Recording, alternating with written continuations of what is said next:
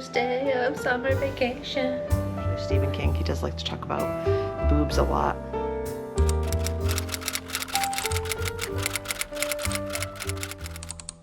Welcome to week 3 of Tarot Readathon. I am coming to you from Tuesday of the 3rd week of Tarot Readathon because yesterday I really didn't read or film very much. I was editing, I was finishing up some other things, and it's just kind of a crazy time of year right now with the kids getting out of school, and then my daughter's birthday's the end of June, and then my son's birthday's the beginning of July, and it's just like a transitional time around here. So it's a little bit difficult because I have to pick up the kids for these half days at, like, I have to leave the house by 10:30, and so there's not a whole lot of time to get things done in the morning. Like today I'm still in my shirt from yesterday and that I threw on this morning to get the kids off to school, and have my pajama bottoms on. So I am going to go upstairs and get ready to run, but first I wanted to update you. I did finish, I think at the end of my last vlog, I told you I finished Private Rights by Julie Armfield. I actually finished this on the first day of the 3rd week, but I just put it in that vlog just because it was easier at the time, because I had already finished it by the time I was filming my wrap up for week 2, and that was for The Star, a book that you think will leave an impact on you. And then this morning, I finally finished Spoiled Milk, which I just should have DNF'd. I ended up giving this 2.5 stars. I never really bought into the characters. I never got emotionally invested in them, and I just didn't feel like the character development was there to make me emotionally invested in them. The sapphic-ness does get, I wouldn't say explicit, but just like it is explicitly stated, like it's obviously that's what's going on, which we knew it was going on before, but it wasn't like explicitly stated. And no, definitely now things have happened that we know that's what's going on explicitly. I don't know. We never get any answers at the end, which I don't always need answers, but I need like a point to it, or, you know, a direction, things to think about if something is going to be ambiguous, and I just didn't find any of that here. Cover's gorgeous, all the elements of something that I would like, but just didn't work for me. And I'm sad about it because that means I'm going to be unhauling this, and it's such a nice, pretty book. But there are people out there who will love it. I think I'll pop it in my Streets Little Free Library because there are definitely some people who would appreciate this, I think. Anyways, I would definitely try from Avery Curran again, I think. If there was a synopsis that sounded interesting to me, maybe get it from the library or wait to see how reviews go first. But yeah, I would try again. This, like I said, this cover is just so something that I wish I was keeping on my shelves, and I could just for the cover, but I have a limited amount of space, so I probably won't do that. And that was for Page of Swords, which was read a book with secrets or mystery or an investigation, and there's definitely secrets in here. We never get answers to those secrets, but there was definitely secrets in here, and they were definitely trying to figure out what was going on. They just never did. These are the 2 books I'm starting the week off with that I barely started, but I did start Practice Makes Perfect. This is a romance in the same world as of One in Rome. So they're in that same town of Rome. What state? Tennessee or something like that. Somewhere down there. And in this one we have a flower shop owner and this guy, which I haven't really met yet. He is tattooed. Oh yes, he was the bodyguard to the singer in the first one. So there's going to be a romance between these two. They fall in love and have a happily ever after, but I don't really know much about anything else. She is down on her luck with romance, I know that. He's gonna help her find love, and then of course he's gonna fall in love with her instead, and that is for The Star, which is a joyful book or a book that'll make you feel happy, and I think a good love story can do that. I'm reading this, I said in my last vlog, because it's a make, maker, makes for the buzzword for May, and I haven't done that yet, and I want to make sure I get that done. So I'm going to be reading that. And then for, I think this one goes with this one, The Two of Wands is continuous series you already started. Yep, so I'm going to be reading this chunky one. It's 600 pages, but this is the 2nd book in the, I forget what the series name is called, but the first one, oh, Winnowing Flame Trilogy. The first one is Ninth Reign, which I loved. I gave 5 stars. So I'm excited to get back into this world. So I have these 2. I haven't been reading as much as I usually do. I think I'm about 10 or 11 books in for the month. I mean, it's still a lot, and it's only the 16th, but it's less for me. I do have several NetGalleys I want to get to, so if I could pull something that would let me start one of those, that would be great. So I'm going to pull a card or two or three. We'll see. We'll see how it goes.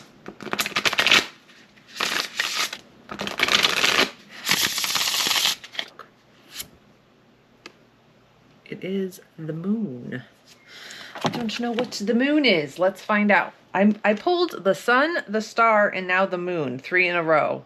I don't know what's going on. Read a book featuring paranormal, vampires, werewolves, witches. Awesome. Tillinghast. I have to read Tillinghast for an arc, and I already started that one. So this will be for Tillinghast, and that is about, I heard it said that it was like a man called Ove, but with a vampire. So I'm very interested to reading that one, and that one comes out next week. So I want to get that one read. So this one will be for Tillinghast. And we're going to pick one more. I might not pick a book yet unless it goes with something that I need to read for the rest of my June arcs. I think I have Tillinghast, and then I have Carrion Crow and Little Rot. What is it? It is the 10 of Pentacles. 10 of Pentacles. Read a book focused on family legacy. So that might work for one of my arcs. I'm not sure. I have to go back and read the synopsis of them, so I'll be back. Oh, by the way, I meant Little Wild, not if I said Little Rot. I didn't mean to say that. Little Wild. Excellent. Little Wild definitely has some family themes and legacy. It is sapphic, and it's set in 1937. And it says that there is a perverse power awakening within her, perhaps the very one which led her mother to her mother's ostracism and eventually death. So I think that will work for that prompt. And I have one more June arc to read. It might be a little difficult because I have to decide if I'm going to include these arcs in this vlog or do it in a separate Ready, Set, Net vlog, and I'm not sure what I'm going to do for that yet. My camera's running out of battery, so let's just pick another card and see if we can get it to work for the last one. This is the 9 of Swords, and let's see what that is. Read a book with mental health representation. Okay, I'll have to look and see if that'll work for my last NetGalley arc, because I'm not sure. We'll see if Carrion Crow will work for that. If not, then we'll figure something out. Yeah, I don't know if that one will work for that, but it could, because she gets locked in an attic. But I don't know about mental health representation, but I'm going to read it either way. And if it doesn't work for that one, then I will read something else, because I have a ton of books with mental health representation. I'm breathing hard because I just finished a threshold pace 6 minutes, but I'm on a 4-ish mile run. It's really nice. It's not humid anymore, and the air is very breathable. And that's good. I'm listening to a little bit of Long Walk on my own.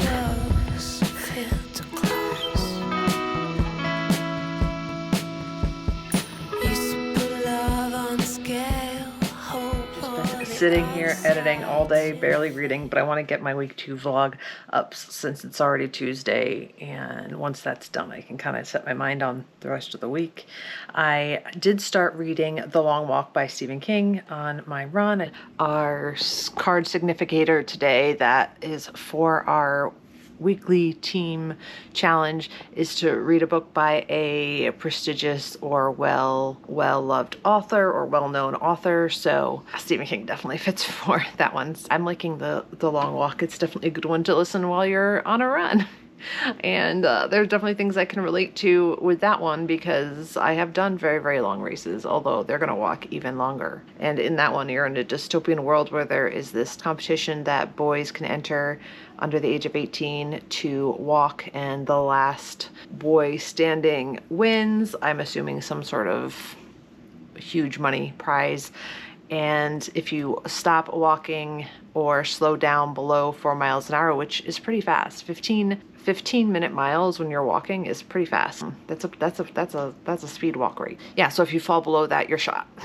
So either you win or you die. Yeah, I'm liking that one so far. I'm assuming that you know, we're getting to know all these boys, and then most of them are gonna die, / all of them are gonna die, and then that's sad.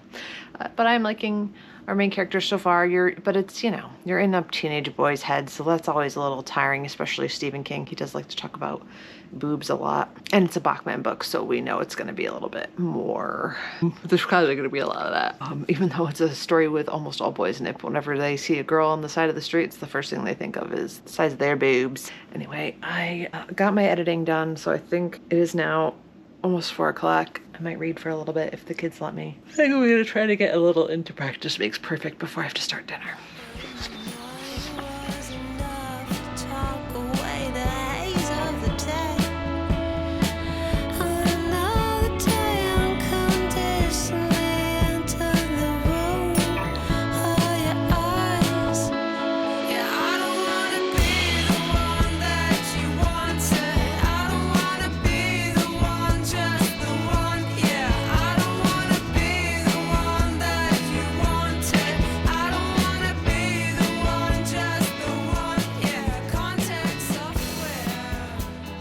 Still in my pajamas, but it's Wednesday morning. I just dropped my daughter off at her last day of school. My son's was yesterday because he's in high school, so today's just makeups. I'm very frustrated by my computer right now. I have had the week 2 tarot readathon vlog edited and ready to export since yesterday afternoon around 1:30, and I'm still trying to get it exported. My computer is not cooperating with me. I've restarted it a few times. I've erased a bunch of stuff off of it, and I will see if this latest one actually goes. I kicked it off for export for the second time last night before I went to bed, and I woke up and it was still exporting, so I don't know what the hell is going on, but I'm going a little nuts. I see a new computer in my future very soon, but you know what? I haven't bought a new computer. Geez, I don't even know how long. It's been a really long time, probably like 2010, maybe. The one I have right now was my grandmother's before she passed away. She bought a computer like 6 months before she passed away, and then so I sort of inherited my current computer, but it was a really good computer at the time. Anyways, I will give you an update on Practice Makes Perfect. I'm liking this one so far. It's cute. We are following Will and, let's see if I can remember, Will and Annie, and this is small town romance in Rome, Kentucky, or Arkansas. I can't remember which one. I did learn which one, but now I can't remember. He's a flower shop owner. He is the bodyguard to this famous person that was in the first book that's now getting married to her love interest from that book. And Annie's the youngest sister of 3 sisters, and then her brother is the male love interest from the first book. And she is kind of shy and kind of all over the place a little bit. She is a little awkward, and she says she wants to date and get married and stay in this town and have babies and all that, but she's having trouble dating because she's just awkward and she just doesn't feel comfortable on dates and in those situations. And then Will is kind of a playboy, but an ethical playboy, and you know, he dates around and has fun, but he is not into commitment. And his parents got divorced, and they argued a whole lot. So he has some trauma related to marriage, and he says he never wants to get married. His brother's getting married, and he told him, he's like, "Why are you doing that? Like, I can't support this. Like, you're just gonna end up arguing and getting divorced. Maybe you should make sure you really like this girl." So he's got some baggage as well. And in this, Will is back in Rome to cover this wedding and make sure that everything goes smoothly and there's no security issues. The person that he is guarding is friends with Annie and tries to get Will to teach Annie how to date and get more comfortable dating and sort of like dating lessons. Obviously, they're both really attracted to each other, though. We're inside both their heads. This is dual POV. And yeah, I'm really liking it so far. I think it's super cute. These two are both cute and interesting characters, but I can definitely see how they're going to have some problems when they both have their own baggage. But anyways, I'm really liking this so far. I haven't read a romance, just a plain old romance, in a while. So this is kind of like a nice breath of fresh air for me. I went for a 3-mile run, and I just had an Uncrustable, or a 4-mile one rather, and I just had an Uncrustable. I'm going to have a protein yogurt to get my protein in. Honestly, during the week, I generally eat whatever random carb I can eat quickly for lunch, and then a protein yogurt because it's just easy. Anyways, I'm here to talk to you about The Long Walk by Stephen King. But first I want to show you what my son did.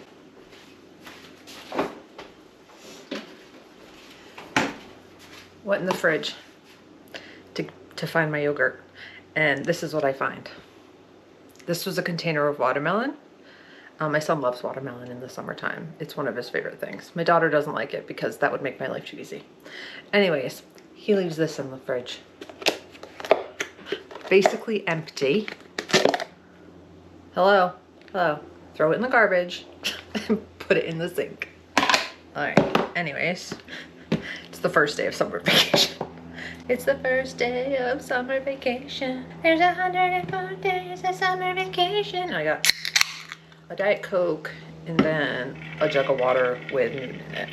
I put this in it, tropical. I have to order some more of these because I'm pretty much completely out after I've had having them in bulk for marathon training for so long. Anyways, The Long Walk by Stephen King was written in 1979, so it was right around the time of the wrapping up of the Vietnam War. It is definitely very apparent in the book that that was what the allegory or what the events in this book were really bringing up.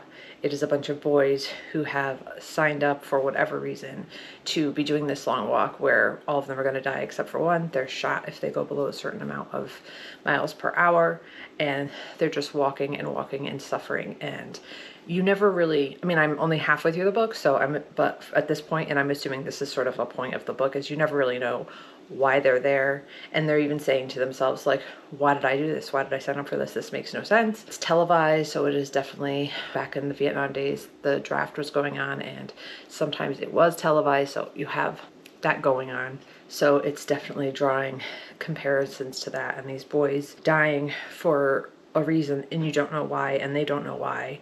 And even if they're the one winner, they're still a loser because they have watched all their friends die, all these young boys with so much potential die on this walk, and they have to move on and live. And just like the boys who came back from Vietnam had PTSD and had to live with the fact that there were so many of their classmates who didn't come back. It's making me a little emotional, I have to say. I think part of the reason is also because my son is the age of these boys. He's 15, so to just think about these young boys just graduating high school, not in the book. In the book, they're under 18. They're you know, teenage high school age boys. But in the Vietnam War, these boys graduating high school, just like wanting to move on with their lives and do whatever their dreams or ambitions are, having no choice and being taken to fight in a war, which from a lot of the times they didn't really even know why or what they were fighting for. So yeah, just puts me in my feels.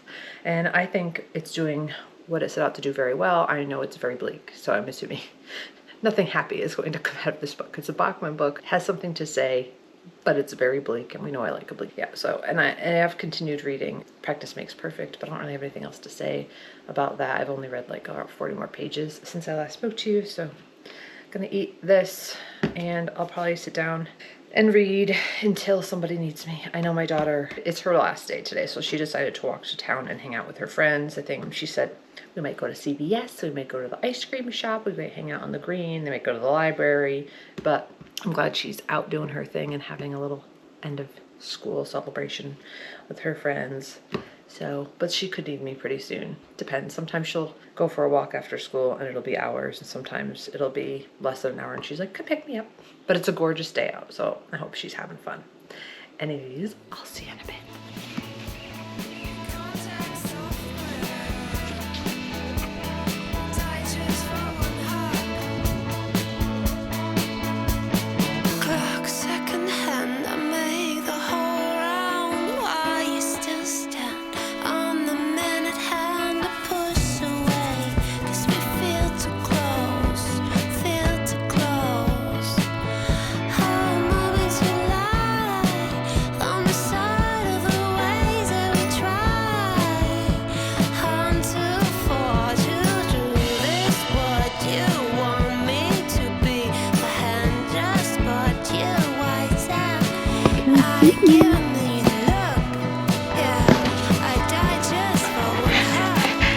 There you are. Hi.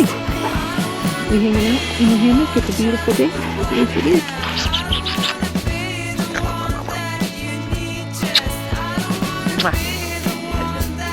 Drink. Oh no, what you doing to my book? Oh no. tummy is growling, so I'm about to go back inside. But I got to page 52 in The Bitter Twins. This is the second book in the Willowing Flames trilogy. The first one is The Ninth Reign, and I am loving it just as much as the first one. I'm happy to report. And if you didn't know, this is a series in a world where there are these elven sort of creatures, and they worship this plant god, and that's what makes them long-lived, the sap of the plant god. And then the plant god every once in a while will drop these giant fruit from their branches, and these beasts come out, and they use these beasts to fight off these horrible bug-like creatures, and that they call the Jurali, I think. These bugs will like bore into people and control their bodies, and it's really gross and gnarly, and everything about it is really gnarly. This one, the tree god has died and isn't producing any more fruit, and there's no more of those enemies either. The Aborans don't have any way to keep themselves alive, so they sort of become like these vampire-like creatures. But all of this happens before the beginning of the first book, so you kind of get dribs and drabs of that throughout the first beginning of the book. And then we follow one of the Aborans who leaves because the drinking of the blood is making them all sick now. It sustained them for a while, but now it's making them all sick. And he kind of meets up with this ragtag group of people that are going around trying to research more about what happened to the Jurali, because there are these like remnants of the past wars that have left behind that they've had to deal with. And then there's also a character called Noon who is a like fire witch, and locked up in this prison for fire witches. Whenever they find a child that can do these things, they lock them up, and then if they're lucky, quote unquote, they can learn to control their powers and then be released to find more children to imprison and such. And so yeah, this is about those three characters. They get together and they go around trying to figure out what's going on and researching these things. And then of course it's called The Ninth Reign, and the tree died after the 8th reign, so you can surmise what ends up happening. Then in this one it continues after the first one. I can't tell you much of what's happening, but I'm still loving it.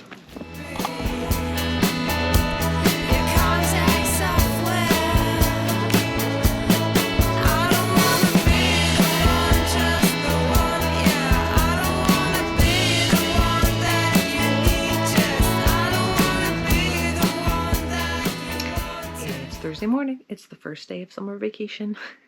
Today I have lots of plans. I'm taking my daughter and 2 of her friends to the mall and to a late lunch, and then I think we're gonna go to my parents' campground because they're here from North Carolina. They come up for the summer and camp at a local campground, so I think we're gonna go there. If the girls want to swim, and then we might do a fire and s'mores and all the things. It's because I think I said this before, but these are 2 of her best friends. They're twin girls, and they're gonna be away for her actual birthday, so we're gonna do a little mini birthday celebration now. They're going to have lots of fun, but I'm going to be busy, so I don't know how much reading I will get done today. But I am reading a little bit this morning. I am now 30% into Tillinghast, which is an arc I'm doing for my Ready, Set, Net vlog, so I'm not going to talk too much about it here, but it comes out next week, I think, and it is going well so far. It's a vampire book about this preacher vampire, has gone back to where his roots were, and where he kind of became what he is, and he has a plan, but it's not in the synopsis, so I don't want to say what it is.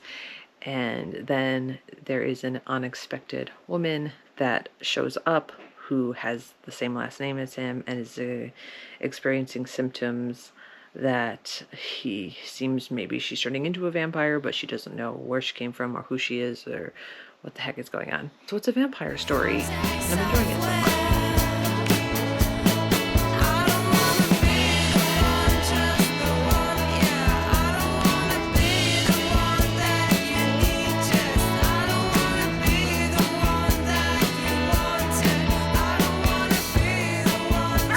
Ellie being ridiculous.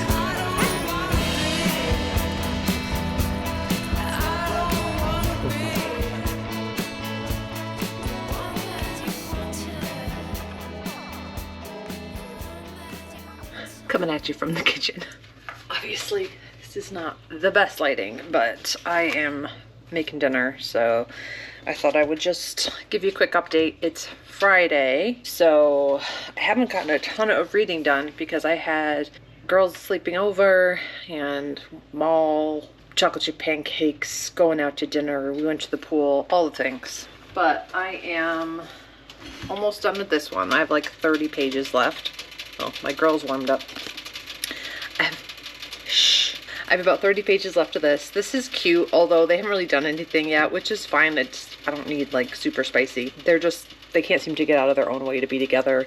Obviously at this point, we're gonna have some sort of a declaration and resolvement of that. But, you know, at this, I have like 50 pages left, I think, and at this point, they're still not officially together. I have finished The Long Walk by Stephen King, and I gave that 4 stars. That is just super bleak, but it is really, really good. I think it's a great analogy for the Vietnam War and wars in general, and all these young kids being sent off and not knowing if they're gonna live, and even if they live, they're not going to be the same. And just some last moments with some of the boys were just super, super sad and effective and well done.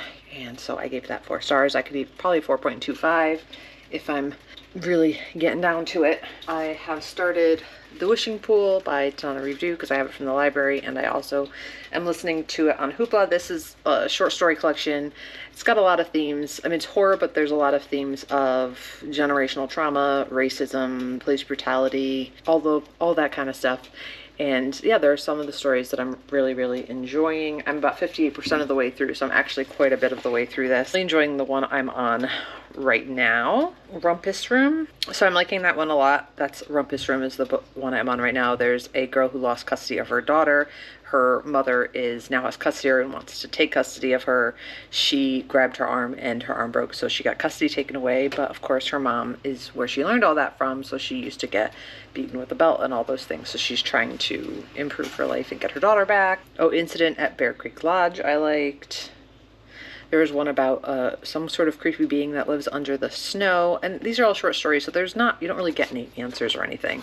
But it's they've just very well written, very well done. Some of them are very effective. I feel like I'm going to end up giving this 3.5, 4 stars. But I seem to be mostly enjoying all of the stories. So that is good. And Donna Review is excellent. Oh, and Incident at Bear Creek Lodge is apparently the World Fantasy Award winner.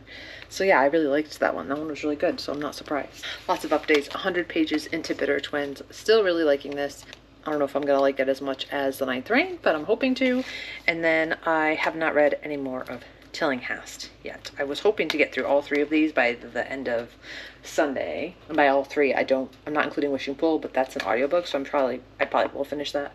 But physical books, Practice Makes Perfect, I can definitely finish today. Tillinghast, I'm about 30% of the way through, and that's under 300 pages, so maybe I could finish that today or tomorrow. And then this one, I definitely have quite a bit more to read, so hopefully by the end of the weekend I can finish this one up. A little Sunday update for you guys. I don't think I vlogged at all yesterday. Just got busy, didn't feel like being in front of the camera, so here I am, Sunday.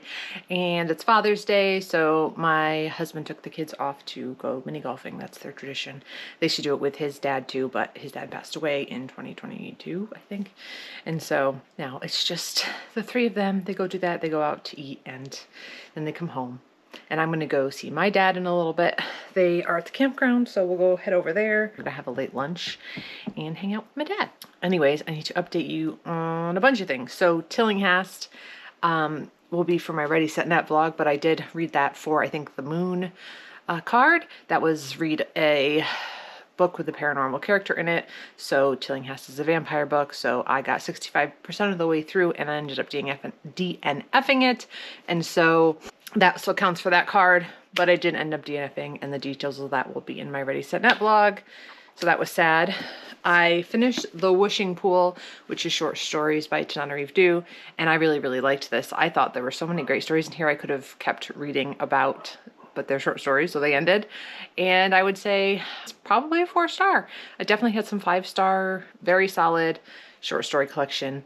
A great option if you're looking to read more books by Tanana Review. I have read The Reformatory, which I gave 5 stars. I've read The Good House, which I gave 4 stars. I read My Soul to Take, I believe is the vampire one, and I gave that one 4 stars. I think that's it. I think that's all I've read from them before. I think this was my first short story collection. So yeah, I am happy to have read it, and I thought it was great. I'm making my way through her backlist now. Finished. Practice makes perfect. I gave this 4 stars. I can't remember if I told you guys about that yet or not. I thought this was just a cute romance, and I like the small town vibes in this series. Very kind of low spice. If you are into the spice, this probably won't work for you because there's not very much in here, but I still enjoyed this quite a bit. I gave it 4 stars. I am still working on The Bitter Twins. I haven't read any more of this. I was working on other things, so I will have to read this one. This was for continuing on in a series you've started in. I also, for no card at the moment, but maybe I can pull something that would cover it, but I'm going to lose my Libby hold on it. I started The Correspondent on my Kindle, but this is due in like 5 days, so I want to get this read before it gets taken away from me. And then I also started Little Wild. I started Little Wild, Laura Evans, and that is a historical fiction horror about a girl who is living with this family that is fairly well off, and her and the daughter have a sapphic relationship and plan to run off together, but then they get caught and she is forced to go live in this cabin with her father, which she hasn't lived there since her mother died. But that'll be, more information on that will be in my Ready Set Nap vlog. So that's what I have going on now. Lots of things. I feel like I want to wrap some of these up before I draw any more cards, but we shall see. Oh, the Tanana Review was for our team prompt of read a book from a well-established author. I did have the Classic Scares book club yesterday. I was on the live show with Brianna and Brooklyn and Angel, so if you're interested in seeing that, we read The Willows and talked about The Willows. That was a lot of fun. Now I am gonna go get ready and go hang out with my dad for Father's Day.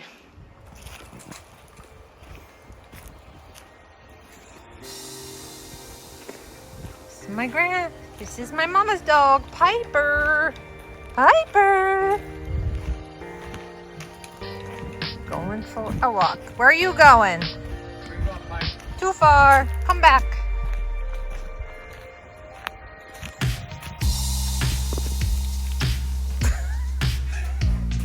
Get her. Get her. So rare. They play.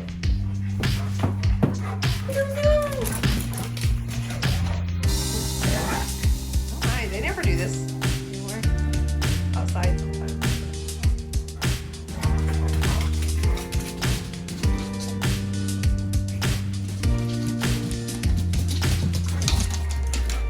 Huggy zooms! Why zooms? Look at that tongue! Look at that tongue!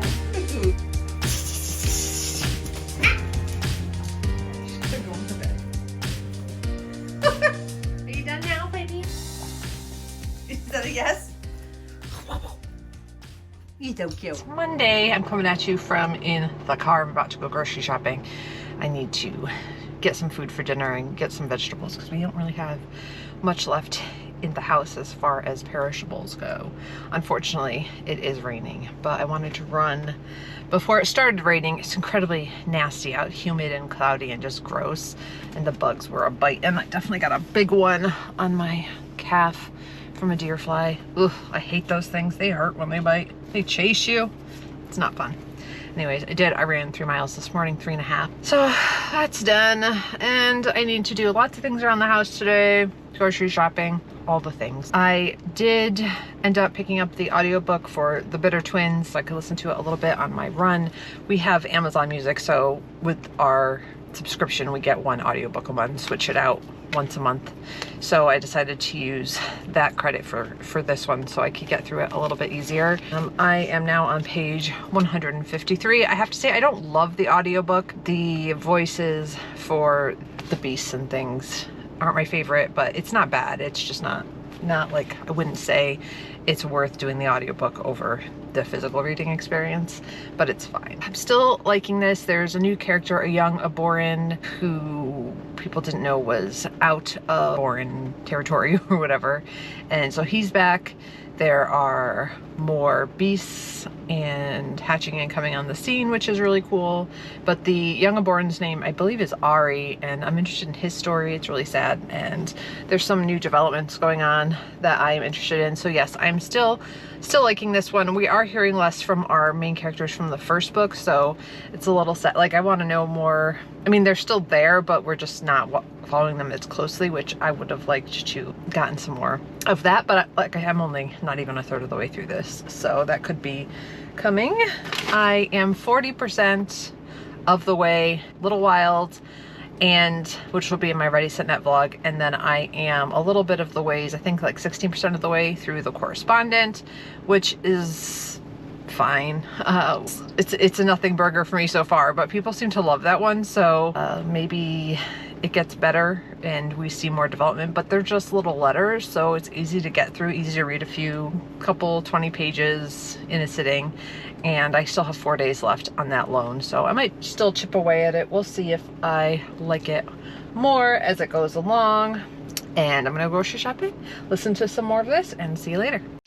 It is Tuesday now, and I have finished A Little Wild by Laura Evans. I almost DNF'd it, but I did finish it, so I have to log that. And then I want to draw a card. I'm still working on Ninth Reign, but I want to draw a card to see if we can get something that would include The Correspondent, because I am reading that and it's going okay. I'm at 36% and it's interesting enough for me to continue reading.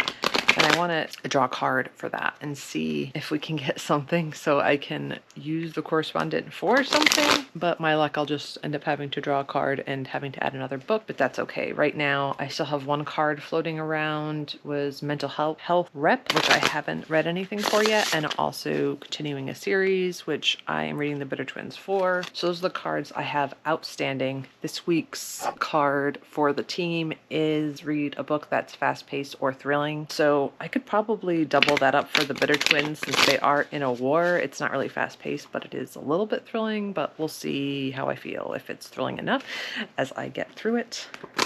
Let's draw a card and see what we get. Ace of Cups. Let's look up what that prompt is. A book that will fill your cup with joy. I have no idea. Will The Correspondent fill my cup with joy? Is it a joyful book? I have no idea. Anyways, maybe. It says it's about friendship and forgiveness, empathy and gratitude, meaning and love and enthusiasm. That might work. Oh, Ann Patchett has praised this novel as a complete and utter joy and a cause for celebration. So yes, I'm going to count The Correspondent for Ace of Cups as a joyful book. And I'm already 36% of the way through that. So editing me here, I want to do an outro here for the third week of the Tarot Readathon vlog because it is Tuesday and I want to start the next week. So I hope you enjoyed this video. Please like, subscribe, comment down below how your week went and what you're currently reading and how things are going. And I will see you next time. Thank you for watching.